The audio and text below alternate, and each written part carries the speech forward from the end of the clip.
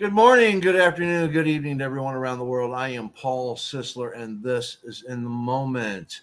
You'll notice that I put up a suicide hotline at the beginning. Suicide rates are up in the United States from about 2001, where they were at around 21,000 a year. They're now broaching 50,000 suicides a year here in the United States.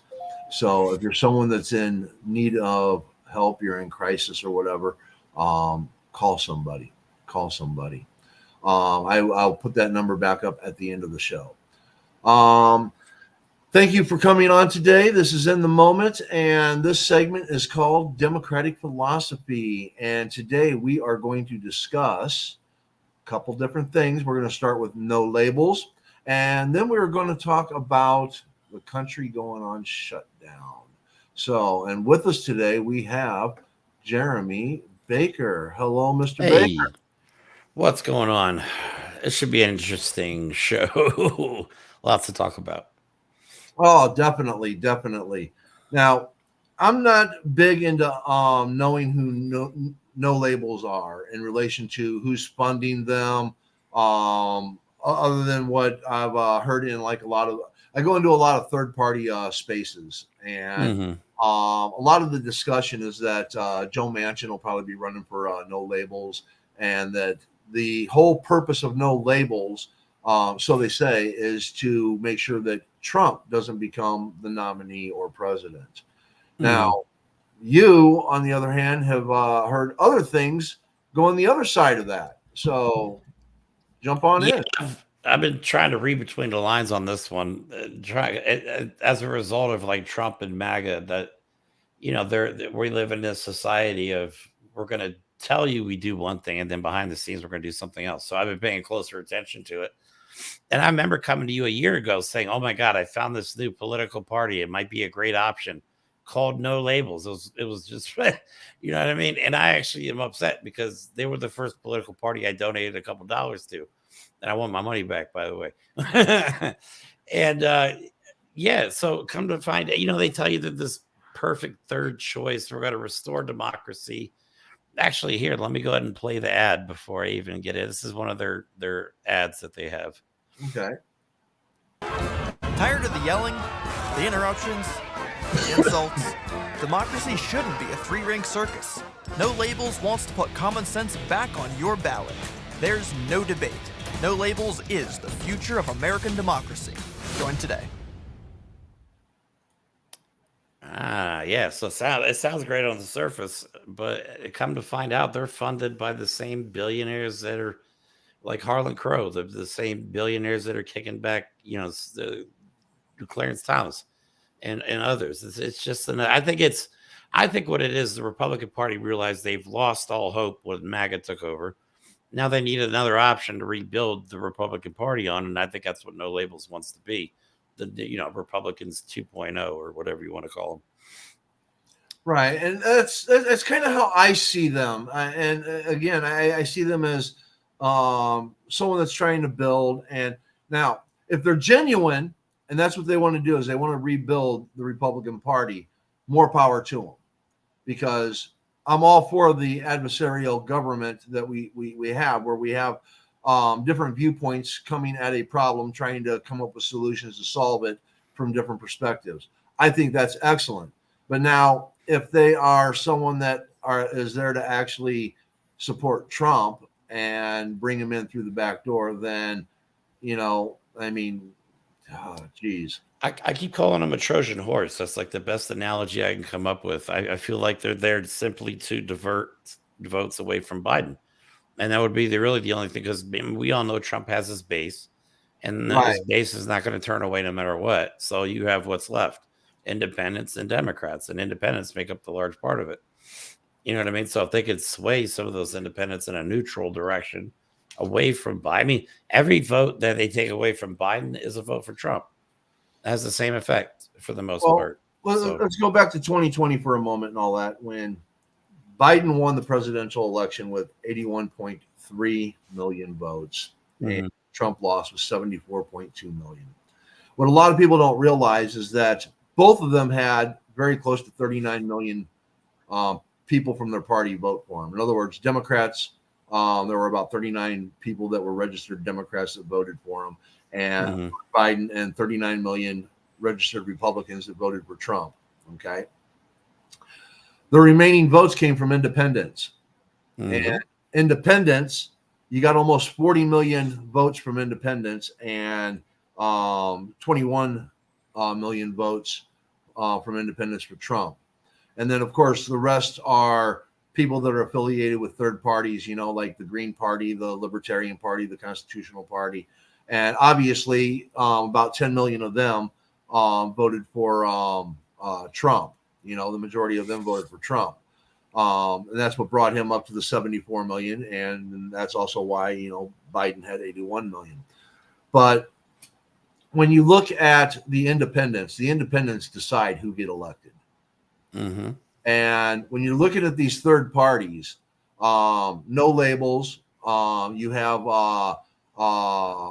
Robert Kennedy that is probably going to go independent or with the People's Party. You got Cornel West in with the Green Party. No labels, Joe Manchin. So it's like, it's kind of scary to think that, they could open up a path for Trump, and then Trump, he's looking at being taken off of the ballot in some states. But if he's still running, and even if he doesn't make the 270,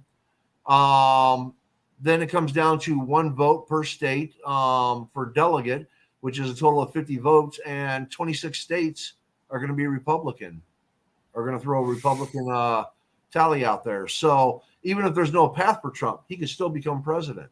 So we know from voting that, really, they only have to sway a couple states. They could focus all their energy on a few key states. Yeah. That are maybe split down the middle. And if they were able to take, win in that state, they would take it away from him. It's the same effect, like I said. Right. So what part do you think no labels is playing in this then? I don't know. I'd like to think that there's a bipartisan option out there, but I just don't think no labels is it. Not with the people that are backing them.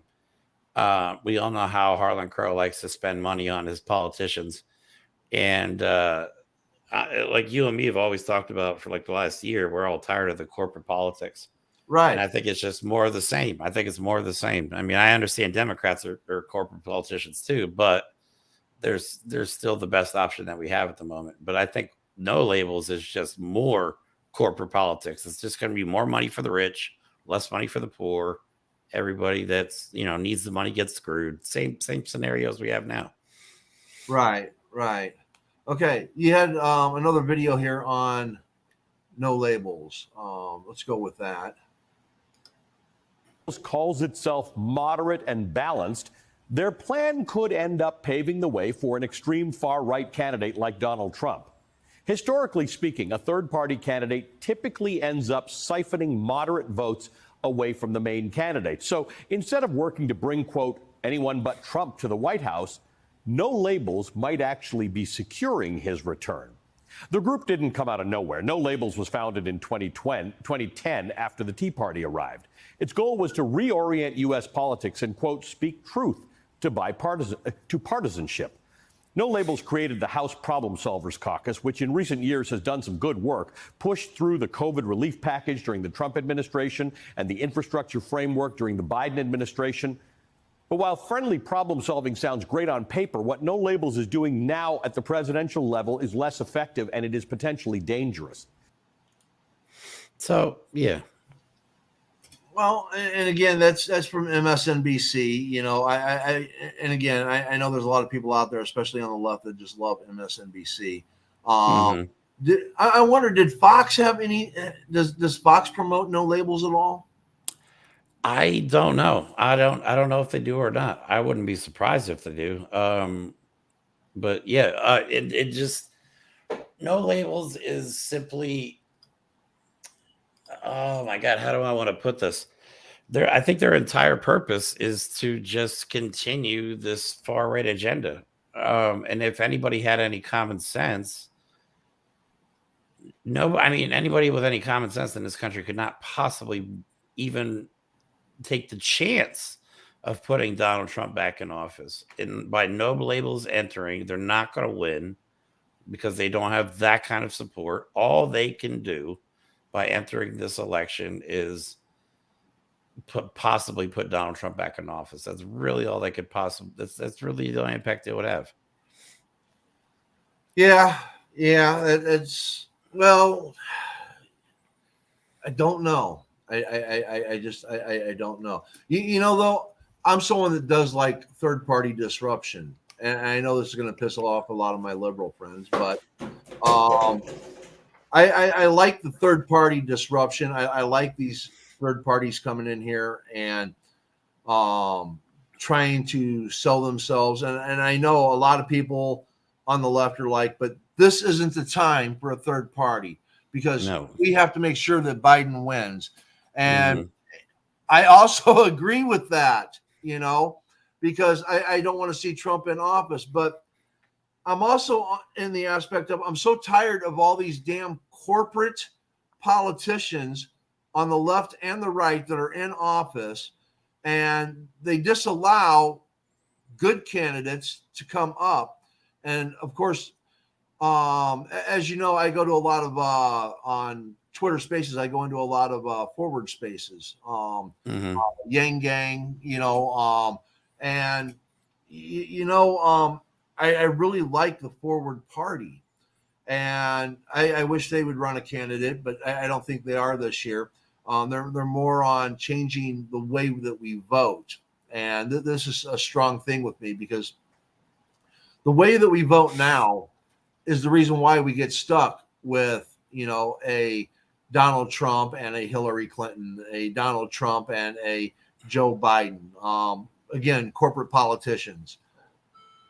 Excuse me. And I know the people on the left are going to be mad at me because I put down Hillary and I just put down Joe, but they're corporate politicians. Okay. And we're not getting enough progressive candidates on the left and the right. And I want something like ranked choice or star choice voting, because then you have more people that are running and they don't have to be backed by the DNC or the RNC. And I think that they would have they would then have as good of a chance at becoming a candidate. And I think we need a broader candidate base out there, more people to choose from. And the DNC and RNC prevent that right now. There is, I mean, I just like what the Republicans, but I just like what the Democrats are saying right now. I just don't think we should take focus away from. I mean, let's be honest. Like, we're going to talk about the government shutdown too. These people over the last 8 months have gotten nothing accomplished. Republicans have it in Congress. I mean, they've had 3 gas stove hearings, none on gun violence. They proposed ridiculous amendment after ridiculous amendment. We have to somehow return to some sort of normalcy and some sort of continuity because Trump really screwed everything up. I think if we would have, there was a video that most people know from the Midas Touch Network named Tennessee Brando that went viral, and it was about not electing Hillary is the worst decision that America ever made, and I believe that as a fact now. Not electing Hillary back in 2016 was probably the worst thing that ever happened to this country. Because think about what we could be right now had we not to go through all this. Right now, all this hate, all this violence, all this corruption. I mean, maybe it's good though that all this is being exposed. Now we really all get to see the corporations being involved, and we can see the corruption. I think it is because, I mean, the statement that you made about Trump messing everything up, I'm going to push back on that because I disagree. Okay. And I just saw your eyes go, what? Like, Paul, what? I don't like Trump. Make no mistake. I don't like Trump. But what I'm trying to say is that he's just a symptom in a cancer that was already there. Yeah, you're right. Okay. And he brought it to light. And the only reason why I think that, you know, the third party solution right now may not be the best solution is I've read Project 2025. Yeah, it's scary. And that scares the hell out of me. Mhm. So when I see third parties like No Labels coming up, in one way I'm like, yes, yes. And another I'm just like, oh my goodness. Oh man. Right. Because There's I want to see the chaos of all these Yeah. different parties coming to light. Because I want them to shake everything up because I want the system to get better. Mhm. All right. And the direction that the system is going now is not good. This No. duopoly must be broken. But now I'm put back on that fence of, do we have to wait one more election to do it? And Right. and I'm so on the fence about it because I want the chaos. I want the disruption to come in, and Mhm. yet I see what 2020 Project 2025 is, and it's just like, but I don't want that. They are looking for someone to implement that. I mean, you and me both know they're just looking for a candidate that is willing to put that into play. And we already know certain people would. Trump definitely would. DeSantis absolutely would if he didn't write the damn So with thing. Vivek, you know, Yeah, Vivek Ramaswamy's dumb enough to do anything for money. So for me, I'll take Um, anybody as president right now, other than those three. I will take Joe Manchin. I don't like Joe Manchin. I don't like his policies, but I would feel okay with him as president. Pence, Christie, Kennedy Jr. or Robert Kennedy. I don't agree no, with a not lot of that his guy. policies. I think he's kind of He's a um, nut job. well. I won't go as far as nut job, but I will. I will say that he's on the Cocoa Puff train. Okay, but I still wouldn't be scared with him as president. You know, Mhm. same thing on the Democratic side. I'm looking at some of these Democratic candidates and all that. My favorite, of course, as I've said it before, is Marianne Williamson because of her Mhm. um, uh, economic bill of rights. I really love what she has going there. I would love it if her and RFK would actually team up. I think that would be a winning combo. And again, I know there's people that it'll never happen, but you want to Nah, talk. I If that think. did happen, if that did happen, I'm telling you, they would get elected. They would get Yeah, elected. I think RFK Jr. is going to be Donald Trump's running mate. They deserve each other. They're both crazy. Yeah, I think that'll happen. That'll be crazy. That doesn't make any sense, and I think that's exactly why it would happen because yeah, nothing makes sense anymore. yeah. So, I don't know what to make of No Labels, and I don't know what to make of this whole election that's coming up. I think it's going to be chaos. As much as I want to see a Democrat or a third party in office, Hmm. I got a feeling it's going to be a Republican. I just hope it's not one of the three that I previously mentioned. I will take anybody else. I just don't want any one of those three in office.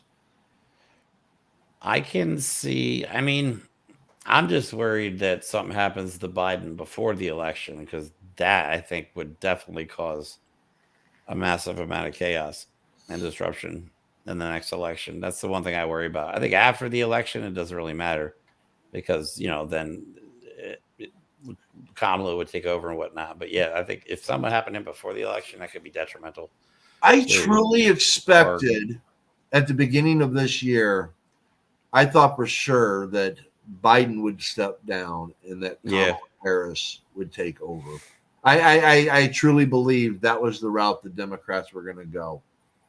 Um, Everything that I had read and seen, and the legislation that I was looking at, the pattern I was looking at, I truly believed that was the route that they were going to go. And Biden is sticking it through. I He truly is. thought after 2 years he'd step down and Kamala would take over.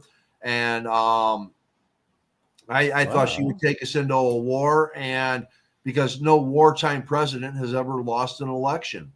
Hmm. So I felt like or Biden would take us into the war, and Kamala Harris would be somebody that would be involved in working on getting us out of it, and she would retain, you know, get reelected. I truly thought that's the way the Democrats were going to run it. But Yeah, you know, you might still be right. You know, if he gets reelected, maybe he'll step down the next term and put yeah, him in place. I don't think he's going to get reelected. I want him to, but I don't. I want him to, I just don't want. I don't know, man. This is such, I think it's going to be the most important election of our country's history. I mean, democracy is literally on the ballot this time, one way, Yeah. shape, or form, depending Yeah. on who you pick. I agree. And I know that it's been used a lot, but again, read Project 2025, and you'll see it. You'll see it. It's funny, they could actually use democracy to actually end democracy. Yeah. Use it against itself. All right, so let's move on to our next topic and all that. The shutdown. Ooh, yeah, this is good. Oh, wait, before we go into the shutdown, condolences to the Feinstein family and all of their friends, relatives, and stuff like that. For those that may not know, Dianne Feinstein passed away. I think it was Thursday night. Yeah. Yeah. And she seemed to be up and about. I believe she was up taking pictures with someone hours before she passed. Do you know what the cause of death was? Like, what do we even know what happened? It's due to shingles. Not that I don't think shingles is the direct cause of death. I think it was complications from shingles. That's the last that She was 90 though. Well, yeah, I mean, she was up there in age too, you know. I mean, so yeah, I mean, advanced age. I don't know how somebody would want to still be in Congress. See, that's the thing I don't understand about, like, even Joe Biden. Why would you still want to be dealing with this mess at 80 years old? I'm 46, and I would be like, I'll do 4 years of that, but then I'm out. I'm retiring after that. I'm 54, and you know, let's say 2028 I ran and all that. That would be 5 years from now, so I would be 59. 4 years would be all that I would want in it. I wouldn't want to do any more. I mean, 63 is supposed to be retirement, I think. So, or they move that up now to 65 or 68. But anyways, you know, 60s is supposed to be retirement and all that. I don't think that anybody, you know, whatever the last retirement tier is, say it's like 72, I think is what it is. I don't think anybody at that age should be running for president. No, I don't either. I mean, she should be home, you know, relaxing with your family, enjoying your accomplishments, and, you know, thinking about all the fond memories you've had. Not like that. I think that when you start getting up there in that age, I think there should be an age limit, an age max. Well, there is a congressman, Democratic congressman, that is trying to get. I forget. Damn it! I knew I should. I think I saved the video. I don't know if I have it or not. If I can pull it up right now, where he talks about age limits, term limits, for not only Congress but Supreme Court justices. You know, no longer lifetime. But like, there's people actually talking about this. This is, you know, a lot of things have come to the forefront as a result of, like, Mitch McConnell and Donald Trump. You know, I mean, we've exposed not only corruption within the government, but that we maybe should be telling people, you're a little too old for this now. You should go home.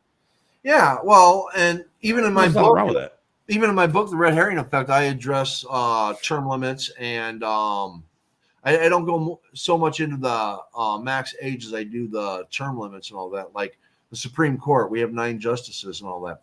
12 years on the Supreme Court, and I think that every 4 years there should be a vote for 3 new justices. And I think the justices, since they're being partisan, you know, they're showing their partisanship. I think they should be elected. They should run for the Supreme Court. And we, the people, should decide who goes on the Supreme Court. And with that, every 4 years, you have 3 new justices that are taking over for the 3 justices that just served their 12-year term. I mean, why not? I mean, it makes sense because we can see what happens when you have a corrupt president that is able to put his choice of Supreme Court justices up to the SCOTUS. You know what I mean? So it does make sense. Hopefully there's some reform as a result of all this scandal and corruption, and I hope so. Health problems, because there's a lot of people on. I think last time I looked, a couple years ago, I think it was like 8 to 10 people that were in their mid to upper 70s, approaching 80. And then, of course, Dianne Feinstein was 90 or 91. So yeah, it's time to talk about age limits. It's not, it's not ageism or anything like that. It's just, common sense. Well, we have a minimum age that you have to be to run for House, and Right. Senate, and President. Why not have a max? And Yeah. if you want to claim ageism on the elder side, then let's just make it, hey, you turn 18, you can run for any office, or 21. If you're going to call it one way, you got to call it the other way. Yeah, that's true. So what do you think of this government shutdown? Today's the day, actually. Today's the deadline. Politics. Yeah.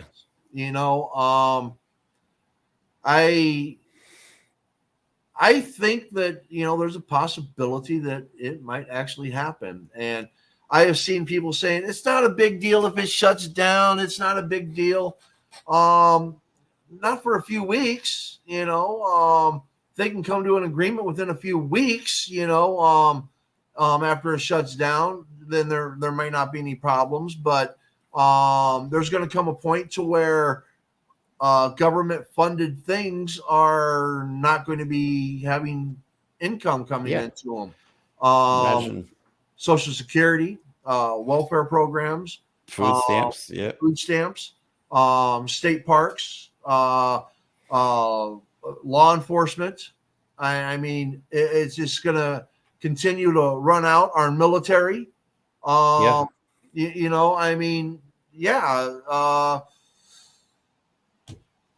I wonder how long they could pull this off in a shutdown. I mean, they're just shooting themselves in the foot. They're just the second time in this year that they've held this country hostage. First time with the budget, and then now with this. It's just, and apparently there was a deal. Biden, we'll play the video here in a little bit. They had a deal. Biden and McCarthy had a deal, but because McCarthy is spineless and completely controlled by the House of Crazy in MAGA. He takes all the orders from them. And we talked about it before, about all the backroom deals he must have made to get elected to be speaker. Now he's got to live up to all those backroom deals. Right. But see, I like that aspect. Mm-hmm. I wish the Democrats would have done it when Pelosi was becoming Speaker of the House. I wish the squad would have held her gavel hostage like MAGA held McCarthy's gavel hostage, because then Medicare for all could have been put up on the House floor for a vote. Yep. This is where Jimmy Dore and I are in alignment. Okay. Mm-hmm. I mean, again, I like the idea that they made deals, and I think McCarthy needs to uphold his end of it. Now, not that I like what the deals are. Mm-hmm. I think that if you're going to be a part of it, because you got to remember, the Speaker of the House determines what comes to the floor. Mm-hmm. Okay, what's going to get voted on, and if you want things to be put up there, and you are a minority crowd that's in there, then that's your power. If you want that gavel, we want this, or we're not going to give you the gavel. And then when you give it to us, you need to go through with it. Now, again, I don't like these deals that they want, but I like the way that they went about it, and I just wish the Democrats would gain a spine and do the same thing, because then we could get more stuff done in Congress. I agree. That's a good segue into our next video. Let me play the Hakeem Jeffries. I love this guy. I hope he runs for president in the future. Once again, extreme MAGA Republicans in the House have demonstrated their complete and utter inability to govern. We are in the middle of a Republican civil war that has been ongoing for months and now threatens a catastrophic government shutdown that will hurt everyday Americans, hurt children, hurt military men and women, hurt veterans, hurt seniors, hurt women, hurt families, hurt the economy.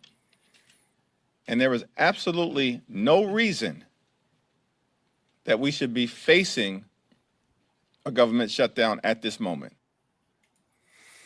He speaks the truth. I love that guy. Hakeem Jeffries he kind of reminds me of Obama. You know what I mean? He's very well spoken, direct to the point. You know where he stands. I like the guy. Yeah, I like Hakeem Jeffries and all that. If you go to congress.gov and you go to Hakeem Jeffries and all the bills that he proposes and stuff, he's still a corporate politician. He's got a lot of corporate bills up there, but he's also got a lot of humanitarian bills too. So I like some of the stuff that he proposes. So yeah, again, and you look at the bills that he co-sponsors. Again, he co-sponsors corporate bills, but he also co-sponsors humanitarian bills. I got a show on Thursdays called Who Wrote the Bill, and I've been reading through a lot of these bills of the 118th Congress, and I'm disgusted by a lot of them. Majority of them on the right. A majority of them on the right. There's even a few on the left that it's just like, what kind of whack job decided that this was a good thing? But the whack job bills, there's so many more on the right. It's disgusting. They're staggering. Some of them, I can't even, of course, I'm not going to be able to list any off the top of my head, but yeah, some of the stuff they're proposing is just absolute bonkers. Now, there are some good bills. The right are proposing some good bills. Oh, yeah. And I'll bring those to the show too. But, for the most part, Democrats are doing way better on the bill proposals than what the Republicans are doing this session. So what does the government shutdown mean for Americans? I'll play the next video. I'm getting interested in these videos. Care about the government shutdown? Well, first of all, we are going to see hundreds of thousands of government workers bear the brunt of this. And I find this to be sort of the most objectionable part. So they'll either get furloughed or they'll be forced to come into work and not get paid. What? So that could be, up to 1 million people. Then on top of that, active duty military will not get paid. So the people protecting us will not get paid. And on a more sort of a minor basis, but if you're a traveler, you're going to a national monument or a museum, some of the facilities could be closed, the monuments could be closed. Okay. It could get tough going through an airport. We might see personnel changes. People who don't get paid to come into work sometimes don't come into work, even if they're asked to. This is all, we just should be clear, this is all at the direction of Donald J. Trump. He wants them to desperately defund or somehow mess with the cases that are going on, and this is how they're going to do it. They want to shut the government funding down, thinking that this will somehow delay or stall all his federal cases. This has nothing to do with American people, has nothing to do with politics.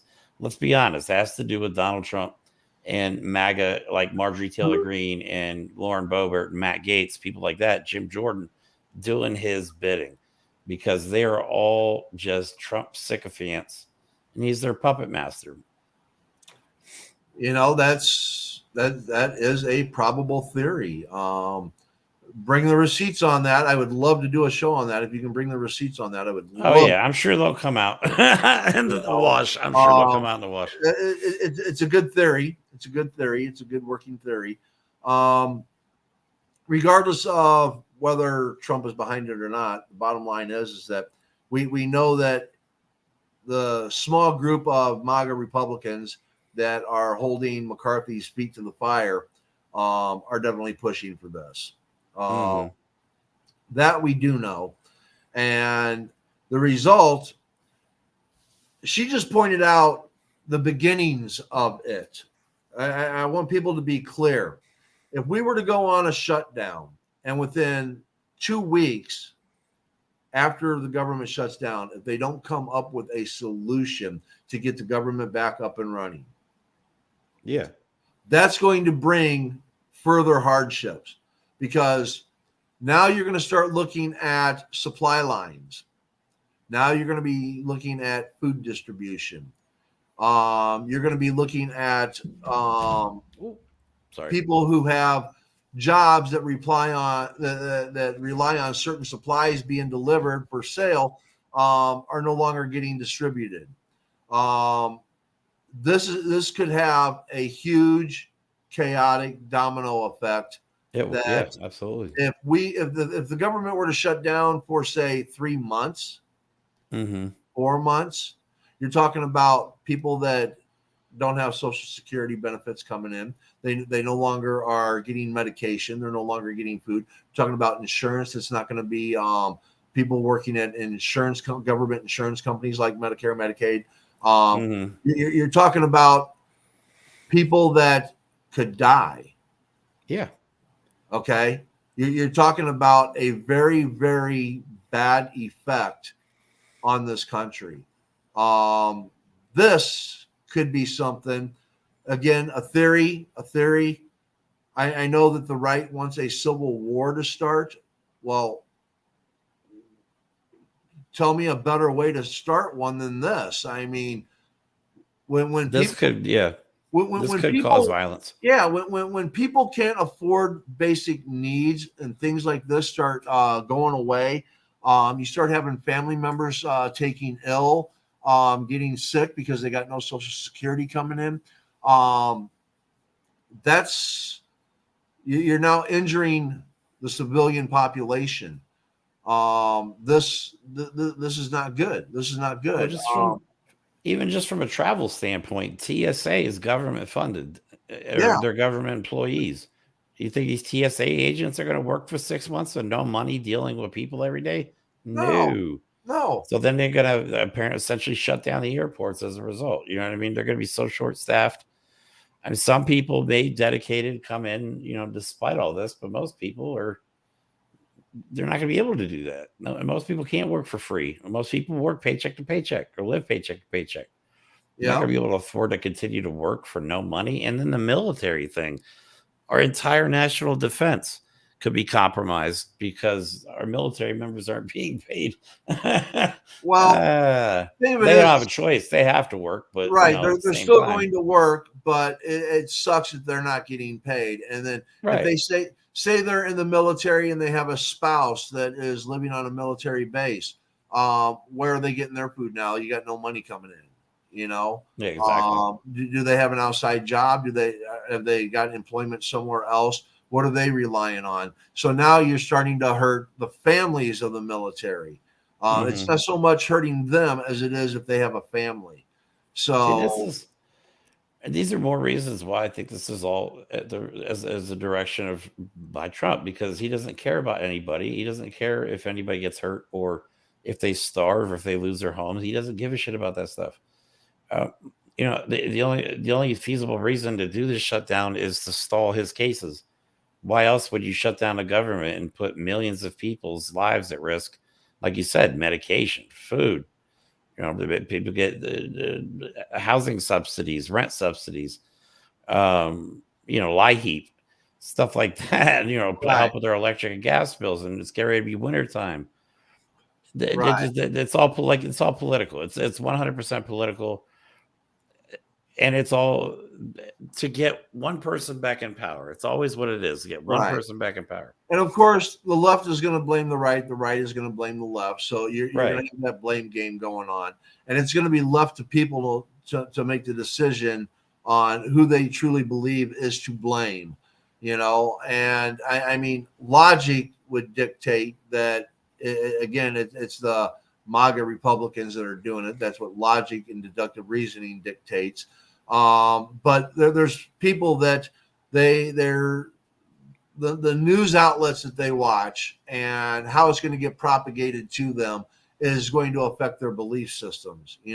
So if you have one media outlet that's saying the Democrats are to blame, the people that watch that media outlet are going to believe that the Democrats are to blame, and vice Here, versa. I have So kind of a funny clip that I can show you. Have you ever heard of the Alien Super Show? I think I've talked to you about this on the Midas Touch yes, Network. yes, Let me play the clip that it's funny, but it kind of talks about what's going on. And there's one reply that I want to. Oh, nope, hold on, wrong button.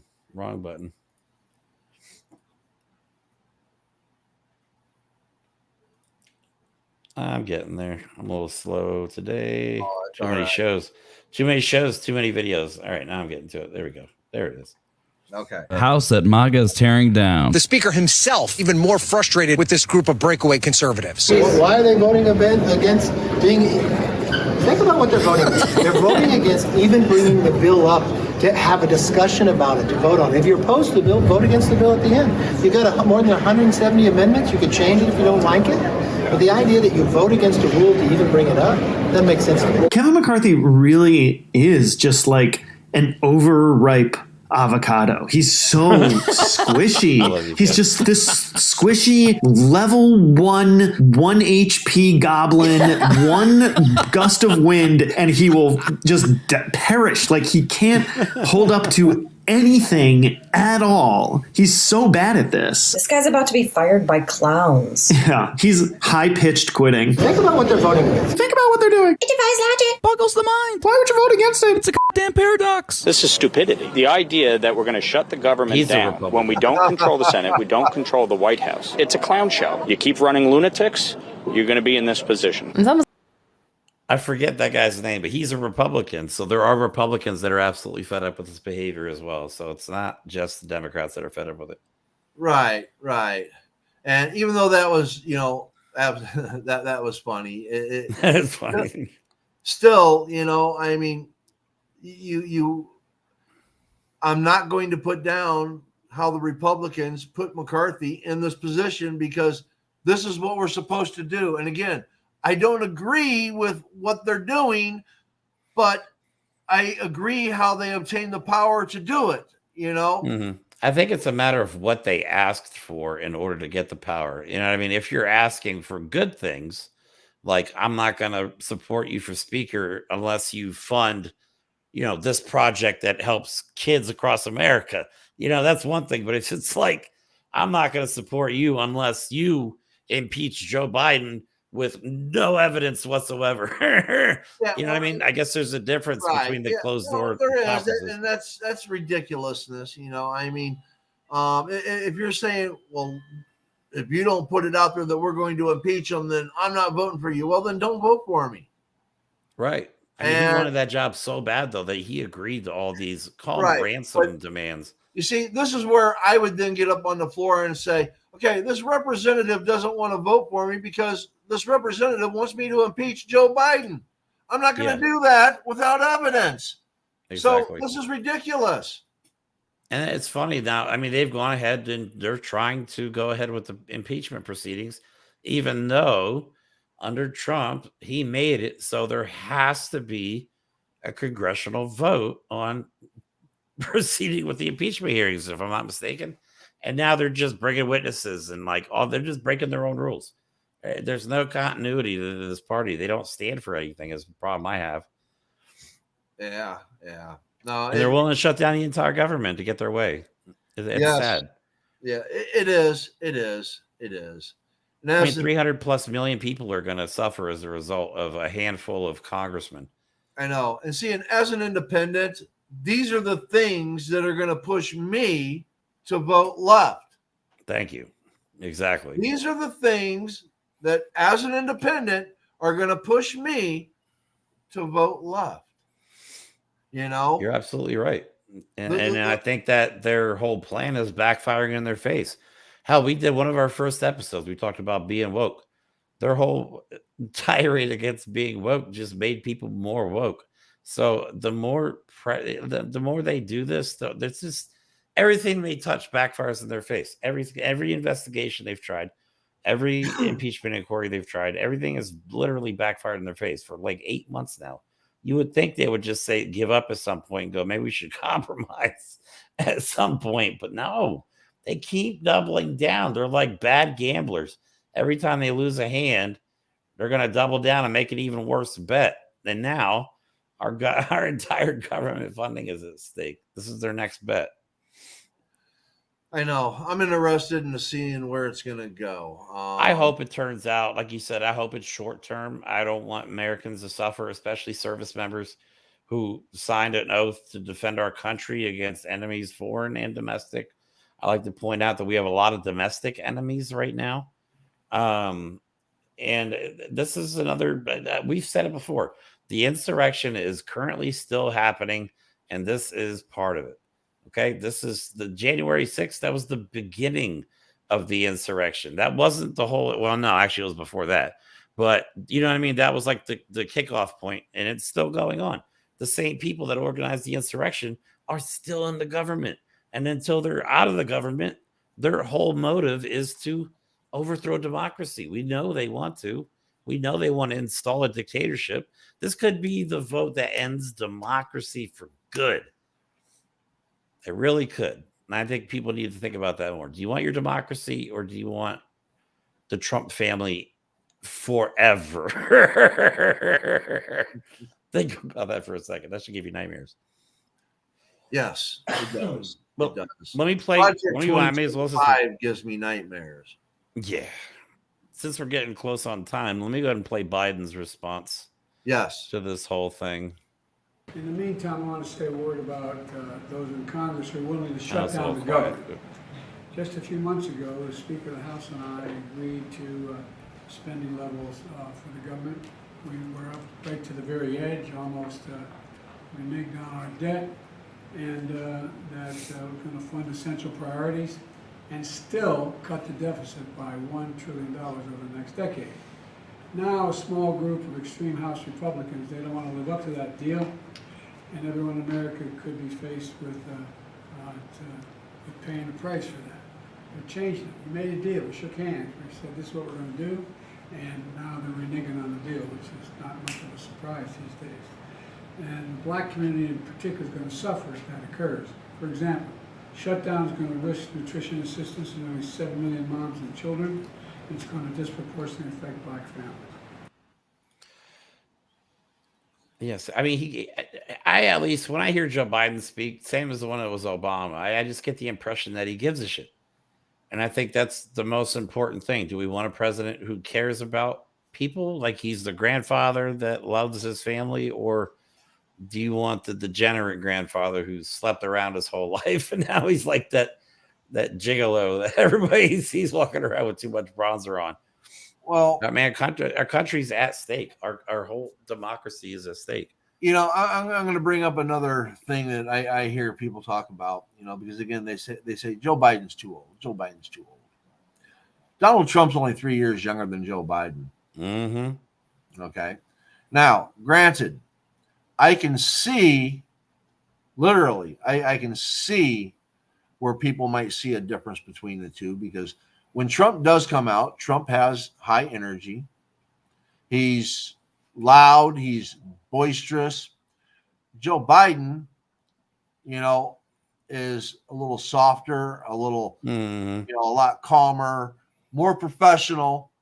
And people see that as his age creeping up on him. I think Joe Biden is, for his age, he's pretty damn sharp. Absolutely. You know? Just as Donald Trump is pretty damn sharp, you know, for his age. And like him or not, you still have to admit that, you know, he's still pretty sharp. And granted, both of them, they flub words, they lose their train of thought. I'm 54. I lose my train of thought. I flub up words. Okay. Yeah. You know, so to pick on them for these things as they're getting a little bit older, I think is garbage. Yeah. Okay? I like the stuff Donald Trump says is insane though. Like recently, I'll give you something that's kind of funny. And this is totally serious too. Donald Trump recently made a statement in the speech, I think it was in South Carolina, about how the wind turbines, he heard that wind turbines are killing whales, that whales are just washing up on the shore. And this is, of course, not happening. Okay. But he heard that. So I did some more digging. Turns out there's an article that came out that people in Wales, the country of Wales, are complaining about the noise that the wind turbines are making. And Donald Trump thought they meant whales in the ocean, and that they were messing with the sound was messing with the whales. He's also claimed that the wind turbines, the sounds cause cancer. I mean, I've got a whole like folder full of Trump flubs that are insane. Like, I don't know if he believes. I feel like he's Like, if he's mentally sharp, he just believes in the most weird shit. You know what I mean? If he is mentally there, he is on some very strange websites where he gets his information from, because some of the stuff he says is just out there. See, this is where the cult mentality comes in, though. Oh God, yeah. Okay, because it gets to a point to where no matter what you say, people are going to believe. I know, but where what I don't know is if, like you said, does Trump believe these things that he's saying, or does he just not care? And because he knows it'll get a laugh, and he can throw it out there, and people are going to believe it, and he doesn't care how idiotic it sounds. In fact, is he challenging the idiocy of his supporters by throwing stuff out there intentionally, as crazy as it is, to see if they'll believe it? Well, you want to talk crazy? Like, all right, UAW. We just did an episode of the Esteban Hour about the UAW strike. Donald Trump it set it up. This is complete Russian, North Korea style propaganda. Okay. He set up an event at a non-union shop. There was no union workers there. Gave a speech. They handed out auto workers for Trump signs and union workers for Trump signs for people to hold up. Now, the national news covered it, like Fox and OAN and Newsmax. They covered it as, oh, look at this.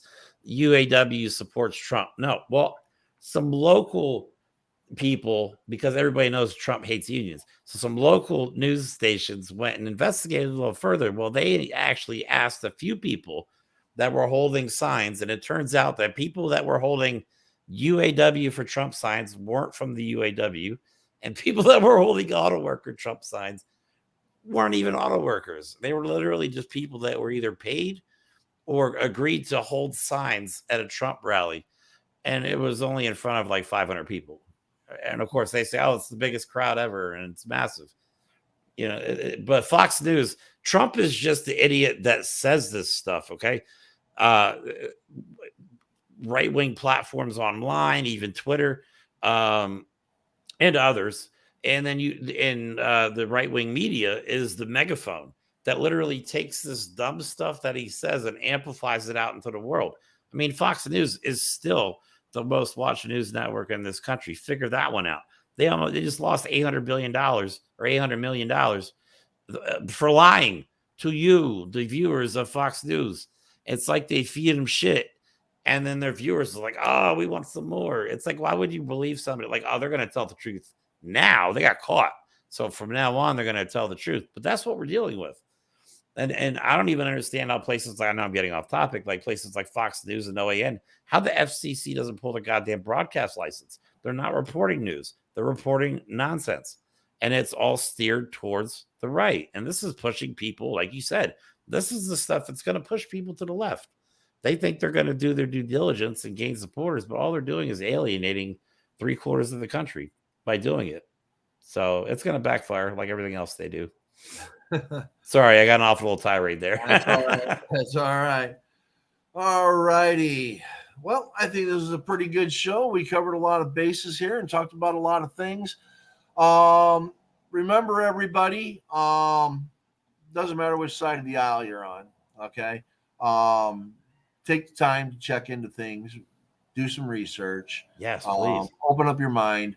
Go to congress.gov. Start reading the bills. Check out my show on Thursdays. Who wrote the bill? It's important to know. You got me into that, actually.